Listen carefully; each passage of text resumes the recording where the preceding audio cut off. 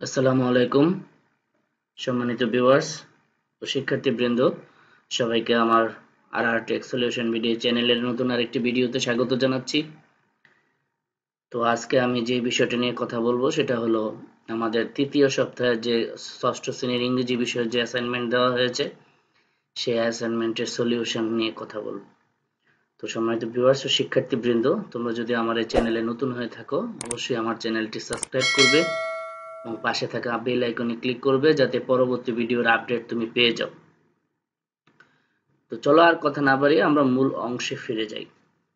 তো এখানে আমাদের যে দুইটা লেসন থেকে এই তৃতীয় সপ্তাহের ইংরেজি বিষয়ের জন্য 2 নাম্বার যে অ্যাসাইনমেন্ট দেওয়া হয়েছে সেটা হলো লেসন 7 এবং লেসন 8, হোল্ডিং হ্যান্ডস, একটা কবিতা অ্যান্ড গ্রোসারি শপিং।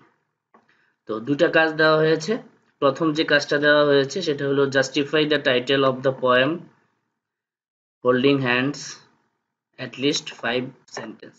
অর্থাৎ এই যে কবিতাটার যে শিরোনামটা দেওয়া হয়েছে হোল্ডিং হ্যান্ডস, এটার যথার্থতা যাচাই করতে বলছে সর্বনিম্ন 5টা সেন্টেন্সে। আর দ্বিতীয় আরেকটা কাজ বলছে, have you ever visited any grocery shop? তুমি কি কোনো গ্রোসারি শপ মানে মুদিখানা দোকান, তুমি কি কোনো মুদিখানা দোকানে মানে গিয়েছো? হোয়াই ডিড ইউ গো দেয়ার? তুমি সেখানে কেন গিয়েছো? হু উইথ? তোমার সাথে কে ছিল? হোয়াট ডিড ইউ সি দেয়ার? তুমি সেখানে কি দেখেছিলে? ইফ ইউ আর ইয়েট, যদি to visit such a shop, যদি তুমি ওখানে যাও, what are the reasons behind, এটার পেছনে কারণ কি? In that case narrate any of your shopping experience in 300 ওয়ার্ডস। বলছে যে 300 শব্দের মধ্যে তোমার যে কোনো একটা শপে যাওয়ার যে অভিজ্ঞতা সেটা বর্ণনা করতে বলছে। তো চলো আমরা মূল যে উত্তরটা সেটা দেখার চেষ্টা করি।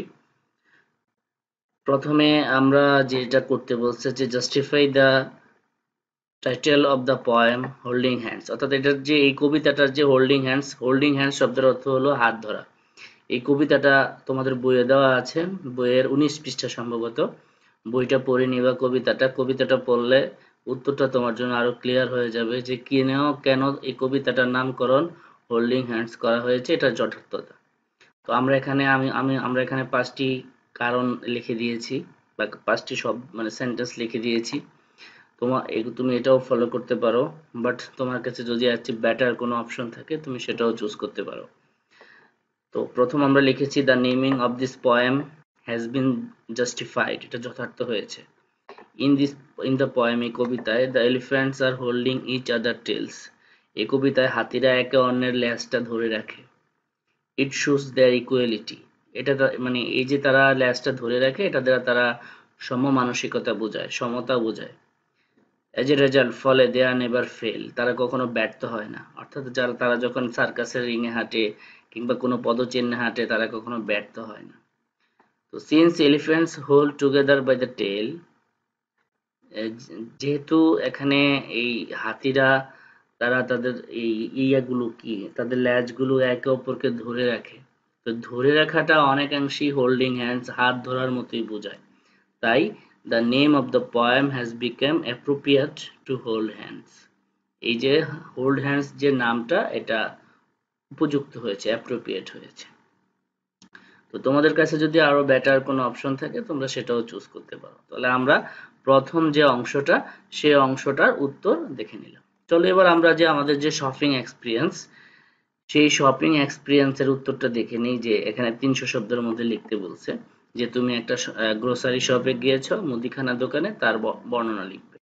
তো আমি এখানে যেটা লিখে দিয়েছি সেটা হলো buying the necessary things from a grocery store is called grocery shopping. Nowadays, grocery stores are available everywhere, especially in modern cities. All kinds of daily necessary things like milk, eggs, bread, oil, sugar, salt, cold drinks, etc. are found in a grocery store. I went to grocery shop many times to buy some daily necessities. I went with my father. We have grocery shop very close to our house called Agora Superstores. The grocery shop is very beautiful and highly decorated. My father and I went out in the evening. Before leaving, mother made a list of what she needed. We reached the superstore by rickshaw. The super shop is decorated with various illuminations. Many people roam outside the super shop. As a result, the super shop seemed more amazing. There were two guards at the entrance of super. As soon as we entered, a guard greeted us. Next page. Going inside, I saw that everything was beautiful and tidy. Each product is shared separately so that anyone can get the products very easily. The shop is decorated with various products.